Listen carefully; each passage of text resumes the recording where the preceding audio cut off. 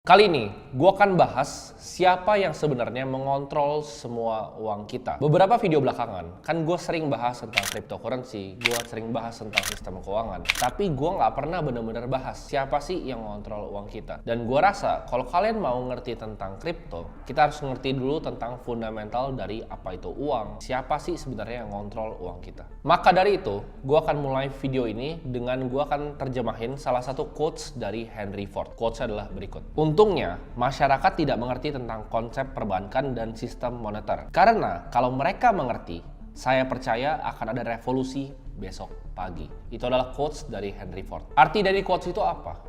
Bahwa masyarakat itu punya pengetahuan yang sangat cetek terhadap apa? Terhadap sistem moneter kita, terhadap sistem keuangan kita, terhadap sistem central banking dunia. Di sini gue akan coba untuk buka sedikit ya pemikiran kalian terhadap apa yang sebenarnya terjadi di dalam sistem perbankan kita dan betapa jahatnya sistem central banking. Ini semua adalah pengetahuan yang gue rangkum selama kurang lebih 7 tahun berkecimpung di dunia financial market. Pertanyaan paling sederhana sebelum kita sibuk mikirin central banking, kita sibuk mikirin siapa sih yang kontrol uang, kita harus tanya pertanyaan fundamental dulu, yaitu apa itu uang? Ini ada yang mungkin jawabnya berbeda-beda. Oke, misalnya gue pernah dulu ngomong store of value. Ada yang bilang uang itu adalah alat tukar. Tapi apa sih sebenarnya uang itu? Kita nggak pernah diajarin ya, mau kita di sekolah, mau kita di kuliah, sama guru-guru kita tentang gimana sih caranya uang bekerja dan apa itu sebenarnya uang. Kita itu diajarin ya dari kecil bahwa uang itu adalah sesuatu yang susah dicari. Kita diajarin mungkin sama orang tua kita untuk menabung di celengan, ya kan, celengan ayam. Kita tabung, karena uang itu susah dicari. Jadi harus berhemat, harus simpen uang karena uang itu susah dicari. Jadi apa yang kita lakukan, kita sekolah ya kan, dapat nilai yang bagus, kita lulus, kita ke kuliah juga cari nilai yang bagus untuk bisa magang di perusahaan ya, magang di perusahaan lalu pelan-pelan naik tangga korporat jadi manajer dan lain-lain. Uang itu susah dicari, harus dicari dengan kerja keras, dengan tukar waktu kita dari jam 9 pagi sampai jam 5 sore. Nah, itu adalah pemikiran-pemikiran yang ditanamkan ke kita sejak kita kecil. Nah, tapi di sini kalian bingung gak sih? Katanya uang susah dicari. Tapi kenapa bank sentral tuh bisa print uang dari angin? Kalau misalnya kita ciptain uang ya, kita nge-print uang sendiri misalnya di rumah, itu kan dibilang pemalsuan uang dan kena pidana. Sedangkan itu hal yang dilakukan sama bank sentral, print uang tanpa basis underlying apapun.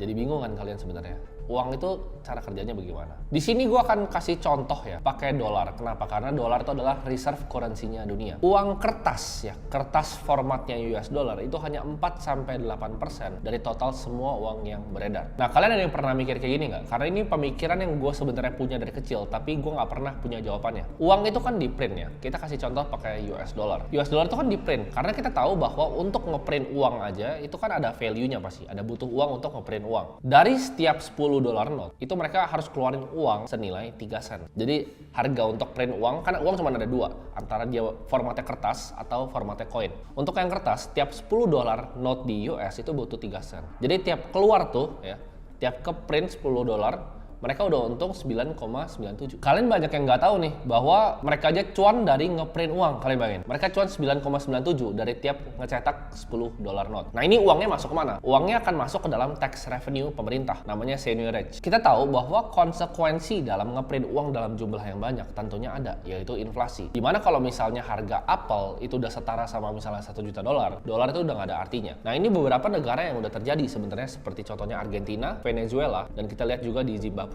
Jadi uang itu di sana udah digambar-gambar, dibuang-buang di jalanan, orang pakai gotong-gotong, pakai truk. Kenapa? Karena uang itu udah nggak ada artinya ketika udah terjadi namanya hyperinflation. Nah, sebenarnya uang itu adalah tolak ukur value. Anggap fiat itu seperti tolak ukur value yang terus tergerus dari inflasi. Di chart ini ya, kalian bisa lihat dari USD relative purchasing power. Jadi dia nilainya terus tergerus turun. Untuk bisa masuk lebih dalam lagi ke pertanyaan fundamental, yaitu apa itu uang, kita harus lihat uang seperti ini. Kan uang itu kita tahu bahwa itu adalah tolak ukur value ya. Tapi apa sebenarnya value itu sendiri? Jadi kayak misalnya kita balik ke zaman dulu, kita tinggal di sebelah sungai. Kita punya dua opsi untuk misalnya mau nangkep ikan. Kita mau keluarin banyak waktu kita untuk nangkep pakai tangan, atau kita buang misalnya 3 jam, 4 jam waktu kita untuk cari kayu, ya, bikin kayunya jadi tajam, bikin rapih jadi tombak. Jadi kita nangkap ikannya ntar ke depannya lebih gampang. Nah, tombak ini memiliki value. Kenapa? Karena kita membutuhkan waktu untuk bikin tombak ini. Jadi sistem barter itu misalnya orang punya apel berapa, tuker sama tombak yang kita bikin buat dia gampang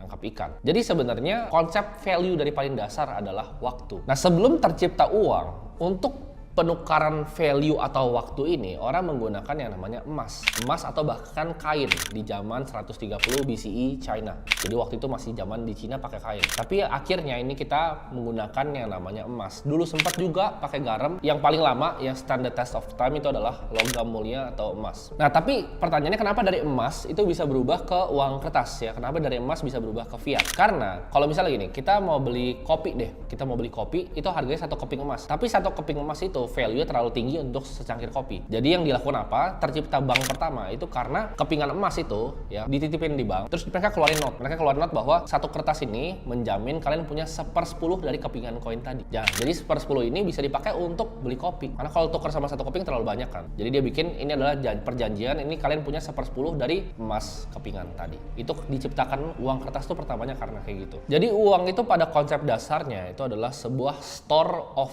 time. Contohnya apa? Kalau misalnya gini, kita mau beli makanan ya, kita mau beli makanan dari Gojek. Kita keluarin uang untuk bayar drivernya, kita keluarin uang untuk bayar makanannya. Makanannya kita bayar ke restoran yang itu mereka punya banyak chef di sana misalnya. Kita bayar ke drivernya untuk tukar waktu apa? Untuk kita nggak usah ngambil ke restorannya, jadi kita bayar driver Gojek, waktu driver Gojek. Jadi yang kita bayar sebenarnya adalah waktu dan uang itu adalah store of time. Nah, kita kan udah dapat gambaran ya tentang apa itu uang sebenarnya. Tapi kita harus tahu siapa sebenarnya mengontrol semua uang ini. Ini dimulai sejarahnya tahun 1694, di mana Inggris itu perang selama 50 tahun berkelanjutan. Akibatnya apa dari perang selama 50 tahun ini? Ya tentunya habis ya, nggak punya uang lagi. Lalu para politisi bingung, mereka mau lakuin political campaign-nya kayak gimana? Uangnya udah nggak ada lagi. Nah, para politisi ini butuh uang untuk ya kebutuhan politik mereka. Tapi uangnya udah habis karena dipakai perang terus-terusan selama 50 tahun. Maka salah satu banker jenius bernama William Paterson itu kasih saran, gimana kita bikin sebuah entitas baru yang terpisah dari pemerintahan, yang bisa pinjemin uang ke pemerintahan dengan uang yang dicetak dari angin. Jadi ini adalah titik mulai lahirnya central banking di dunia. Bank sentral itu memiliki sebenarnya kekuatan di atas politisi manapun, hukum, pemerintahan manapun, bahkan negara. Nah, ini adalah sebuah konsep yang dicoba berkali-kali waktu itu di Amerika. Jadi mereka mau ngambil konsep central banking di Inggris yang diciptakan William Paterson ini untuk dibawa ke Amerika. Tapi ini gagal. Sampai akhirnya ada beberapa banker yang mau mencoba untuk meng-establish central banking di Amerika. Di tahun 1910, tepatnya bulan Desember, ada 6 orang paling influential di dunia finansial, yaitu ada Paul, ada Nelson Aldrich, ada Frank Vanderlip, Benjamin Strong, Henry Davidson, Charles Norton, dan Abe Andrews. Ini meeting dilaksanakan selama 9 hari lamanya, dan mereka menciptakan namanya The Federal Reserve, atau yang kita tahu sekarang The Fed. Ini pertemuan dilakukan dengan sangat rahasia, jadi nggak ada satupun reporter yang meliput. Ini 6 orang paling berkuasa di dunia waktu itu ya. Jadi ini 6 orang buat kalian dapat sedikit gambaran seberapa berkuasa 6 orang ini. 6 orang ini punya 1/4 harta satu dunia. Jadi 1/4 harta satu dunia ini cuma dipunya 6 orang ini. Dan mereka ketemu waktu itu di Amerika untuk establish the Federal Reserve System. Nah, ini adalah kebohongan yang sebenarnya mereka bawa. Ya, mereka bilang the Federal Reserve ini dibikin untuk menstabilkan ekonomi, untuk menjaga ekonomi dan lain-lainnya ke masyarakat. Tapi yang sebenarnya terjadi adalah apa? Kalau sampai Bill Federal Reserve ini tembus sama Kongres, yang bisa dilakukan sama mereka 6 orang ini adalah kemampuan untuk mencetak uang dari angin. Jadi ini sangat sebenarnya bahaya. Gak cuma mencetak uang dari angin, tapi meminjamkannya ke pemerintahan Amerika dengan mendapatkan bahkan bunga lagi. Ini sebuah sistem yang menurut gue pribadi itu bisa membuat ketidakstabilan sosial yang sangat tinggi, bisa bikin ekonomi itu dibikin roller coaster. Mereka bisa kapan maupun mereka mau, mereka merubah keputusan mereka untuk market itu turun, untuk market itu naik, untuk ngeprint uang. Jadi semuanya itu mereka yang kontrol dunia ini. Dimana kalau kita perhatiin setiap krisis, orang miskin akan makin miskin dan orang kaya akan makin kaya. Ini akan membuat kesenjangan sosial yang tinggi di semua bagian dari dunia. Dan bill ini dinamakan Federal Reserve Act di tahun 1913. Jadi mereka berhasil menipu publik dengan cara yang sangat pintar. Jadi ini caranya mereka. Mereka bilang ya, mereka sebar di banker-bankernya bahwa banker itu ngelawan untuk bikin Federal Reserve ini. Jadi semua bank-bank besar di Amerika ngelawan, bilang, oh kalau ada bank sentral nanti kita semua mati. Nah, jadi publik kan sebenarnya publik benci sama para banker kan. Publik benci dengan orang kaya. Jadi publik mikir gini, kalau misalnya para banker ini benci sama Federal Reserve ini, mereka pikir, oh ini berarti ini hal yang baik, karena banker yang jahat ini benci ini. Jadi Federal Reserve adalah hal yang baik, dan akhirnya billnya tembus di Kongres. Jadi mereka pintar banget. Padahal itu semua teman-temannya mereka yang orchestrate untuk bikin PR seperti itu di publik. Federal Reserve ya, atau The Fed sampai hari ini adalah entitas paling berkuasa di Amerika. Ini sebenarnya kalian banyak yang salah. Banyak kira Federal Reserve itu satu dengan pemerintahan. Enggak. The Fed ini adalah independent agency. Mereka nggak tunduk pada pemerintahan. Tidak ada satupun government agency yang bisa ambil action terhadap Federal Reserve. Tidak ada audit, tidak ada yang ngeliatin ngapain Federal Reserve ini. Mungkin kalian yang nonton video ini bingung, apa hubungannya sama gue? Ini kan di US, Federal Reserve Central Banking kan US dollar. Apa hubungannya? Ini adalah sistem yang dicontek sama semuanya bank sentral ya. Contohnya apa? ECB Euro sistemnya Eropa, bahkan Bank Indonesianya Indonesia. Semuanya tuh contek sistem Federal Reserve ini sama. Negara yang nggak punya bank sentral cuma 3, Iran, Kuba, dan Korea Utara. Semuanya itu punya. Jadi ini ngaruh ke kehidupan kalian. Nah, kita tahu sejak selesainya Perang Dunia Kedua, US dollar itu dinobatkan menjadi World Reserve Currency atau mata uangnya dunia. Jadi tentunya semuanya ada korelasinya ya, US dollar ke the Fed dan the Fed ke semua central banking system yang ada di seluruh negara. Dan semua mata uang, lu mau ngomong rupiah, yen, mau ngomong apapun, itu semuanya di backing sama US dollar karena itu World Reserve Currency-nya. Nah, sejak Perang Dunia Kedua, kan USD itu dinobatkan sebagai World Reserve Currency. Diciptakanlah Bretton Woods System. Jadi artinya apa? Setiap US dollar itu ada emas yang nge-backing di belakangnya. Makanya pada zaman itu, kalian perhatiin, currency itu semua sangat stabil. Nggak fluktuatif kayak sekarang. Jadi US dollar dan semua yang ke-pack sama US dollar, semua currency lain itu sangat stabil karena Bretton Woods System ini. Tapi karena US dollar itu hancur pada tahun 1971, itu kan waktu 1971 itu ada ketidakstabilan makroekonomi ya. Ada juga perang Vietnam War. Jadi yang dilakukan apa? Richard Nixon putusin pack antara US dollar dan juga emas. Jadi US dollar tuh udah floating aja ke atas. Nggak ada jaminannya lagi. Jadi 1 US dollar tuh udah nggak ada emas yang backing sama sekali pada tahun 1971. Nah, coba kalian pikir ya, kan gue bilang tadi semuanya terkorelasi ya, bank sentral di US sama bank sentral bahkan di Indonesia. Sekarang 1971 USD yang tadinya stabil pakai emas, sekarang nggak ada emasnya lagi. Mereka print nih ya kan, mereka print US dollar dan semua currency itu di-pack sama US dollar. Kalian bayangin, jadi US dollarnya ini nggak ada masalah lagi, dia floating terus naik dan ini semua currency-nya ngikut naik kayak gini. Dan menurut kalian apa yang terjadi? Kalau misalnya orang udah nggak percaya lagi dengan sistem fiat, orang udah nggak percaya lagi bahwa US dollar itu adalah World Reserve Currency. Jadi secara intrinsik semua uang fiat yang ada itu berdasarkan kepercayaan konsensus satu dunia terhadap pemerintahan Amerika.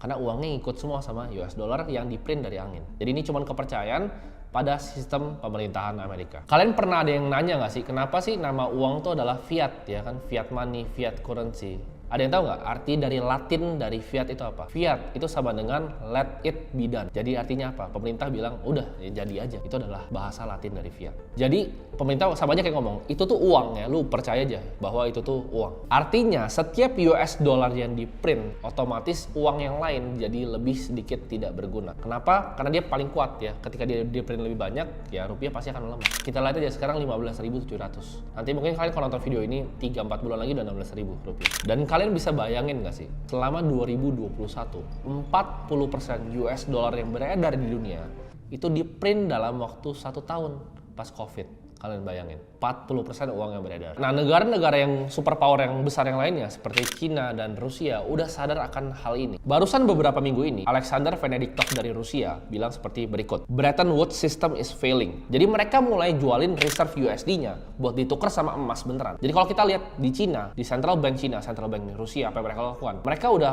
mulai nih. Jadi reserve currency USD mulai dibuang-buangin. Dan yang mereka lakukan apa? Mereka switching dengan emas. Nah, tapi kalau misalnya USD ataupun misalnya rupiah itu di-back sama angin, apa yang bikin itu jadi exchange of value? Kita masih bisa transaksi, gue masih bisa gaji orang pakai rupiah. Basisnya adalah kepercayaan. Jadi ini semua tuh dalam konsensus semua masyarakat bisa dibodohi dan percaya bareng-bareng bahwa fiat itu ada value-nya. Karena begitu ini sadar, kayak Henry Ford tadi bilang, bakal ada revolusi besok pagi. Kalau mereka benar-benar tahu nih apa yang gue ngomongin di video ini, bakal ada revolusi besok pagi. Sebenarnya untuk bikin video kayak gini, gue jujur aja ini agak bahaya. Kenapa? Karena ini something yang para orang-orang berkuasa di atas tuh nggak mau kalian tahu, nggak mau kalian pinter, makanya nggak pernah diajarin di sekolah, nggak pernah diajarin di kuliah. Salah satu billionaire crypto, co-founder MakerDAO, itu pernah nge-tweet kayak gini. Jadi jangan pakailah sistem mereka, jangan bayar pajak mereka, jangan ikutin sistem mereka dan lain-lain. Dia billionaire, super kaya orang Rusia. Apa yang kalian tahu? Dia meninggal. Meninggalnya di mana? Di depan rumahnya di pantai. Jadi kalau misalnya orang bilang itu meninggalnya, yang kita nggak tahu apa yang terjadi ya. Cuman hal ini tuh sebenarnya banyak yang orang-orang nggak mau tahu. Banyak dari kalian mungkin nonton youtuber ya kan, youtuber finansial yang ngajarin tentang krisis tahun 2008 gitu. Cuman kalau kalian benar-benar pelajarin, kenapa sih sebenarnya terjadi 2008? Nggak ada yang bisa jelasin ke kalian kenapa itu terjadi. Semua orang bilangnya subprime mortgage, bla bla bla. Tapi ini sebenarnya kalau kita tarik, ini terjadi dari tahun 2000. Dan yang bikin crash ini itu bukanlah Lehman Brothers, bukanlah bank-bank besar lainnya. Ini sebenarnya dimulai sama Federal Reserve. Kita backtrack ya sampai tahun 2000 ketika terjadinya .com bust. Internet company tinggi banget terus hancur. Si Alan Greenspan melakukan kebijakan di mana dia potong suku bunganya, chairman-nya potong suku bunganya sampai 1%. Ini untuk apa? Kalau misalnya suku bunga 1%, ini encourage orang untuk apa? Ya, untuk minjem uang. Untuk minjem uang untuk beli apa? Untuk beli rumah. Karena suku bunganya 1%. Jadi untuk dapat uang tuh gampang. Semua orang beli rumah. Kalau semua orang beli rumah dengan minjam, apa yang terjadi dengan harga rumah? Karena semua orang minjemnya gampang, harga rumahnya naik, terbang. Simple kan? Itu simple logic. Bunga lebih murah, kita pinjam aja sama bank, kita beli rumah, terus rumahnya naik semua, ya kan? Tetangga kita beli rumah naik juga harganya, tetangga kita beli lagi naik juga harganya. Jadi semua orang ngerasa ini ekonomi yang makmur, semuanya tambah kaya. Tapi tambah kaya dari apa? Dari uang yang dari angin sebenarnya. Jadi kalian bisa bayangin nggak sih? Itu yang terjadi dari 2008 itu karena cuma satu kebijakan tahun 2000. Ya dia motong suku bunga sampai 1%.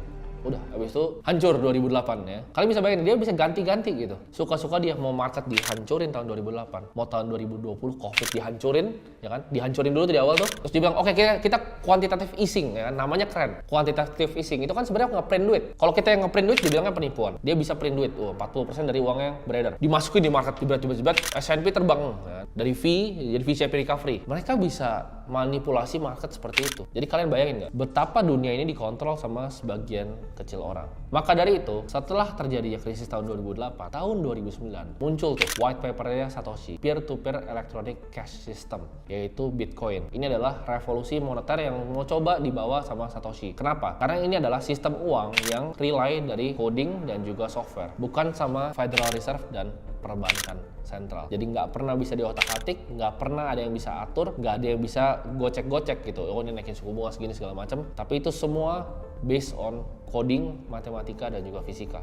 Jadi kalau misalnya kalian mau ngerti tentang dunia kripto, kalian harus ngerti dulu tentang dunia uang ya. Mungkin ini gue nggak bisa bahas semuanya di satu video, tapi mungkin akan gue bikin series ya. Kalau misalnya video ini kalian suka, gue akan jelasin lebih dalam tentang cara Federal Reserve bekerja, cara uang bekerja. Tapi ini anggaplah video ini sebagai intro ke kalian punya pemikiran sendiri, punya ideologi sendiri. Jadi jangan cuma percaya dikasih tau, oh ini tuh uang, kalian percaya ini uang. Itu alasan kenapa gue believe in cryptocurrency. Karena gue nggak percaya bahwa uang itu sebenarnya value-nya seperti apa yang dibilang sama mereka. Dan kenapa gue percaya kepada Bitcoin? Karena ini adalah revolusi moneter yang sedang terjadi di depan mata kita sendiri. Itu adalah aset tercepat untuk mencapai $1 triliun market cap dalam waktu 1 dekade aja. Nah, gue bisa bener, tapi gue juga bisa salah. Tapi this is a bet I'm willing to take.